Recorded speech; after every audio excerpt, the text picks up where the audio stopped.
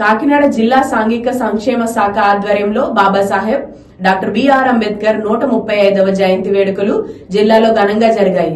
స్వాతంత్ర సమరయోధుడు, భారత తొలి న్యాయ శాఖ మంత్రి అంబేద్కర్ జయంతిని పురస్కరించుకుని కాకినాడ ఇంద్రపాలెం కూడలి వద్ద ఉన్న ఆయన కాంస్య విగ్రహానికి జిల్లా కలెక్టర్ ఎంఎన్ హరీంద్ర ప్రసాద్, శాసన మండలి సభ్యులు కర్రి పద్మశ్రీ, పేరాబత్తుల రాజశేఖర్, కాకినాడ శాసనసభ్యులు వనమాడి కొండబాబు, జాయింట్ కలెక్టర్ అపూర్వ భరత్, కాకినాడ కమిషనర్ ఎంఎన్వివి సత్యనారాయణ, వివిధ ప్రజా ఉద్యమ సంఘాల నాయకులు, ఇతర ప్రజాప్రతినిధులు పూలమాలలు వేసి ఘనంగా నివాళులర్పించారు.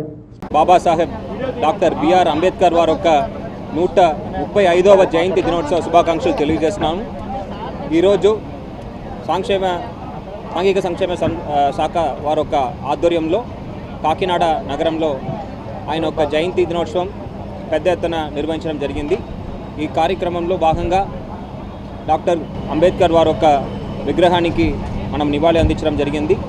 ఈ కార్యక్రమంలో స్థానిక శాసనసభ్యులు కొండబాబు వర్యులు మరియు ఎమ్మెల్సీ పద్మశ్రీ వర్యులు పార్టిసిపేట్ చేసి రాజశేఖర్ వర్యులు పార్టిసిపేట్ చేశారు.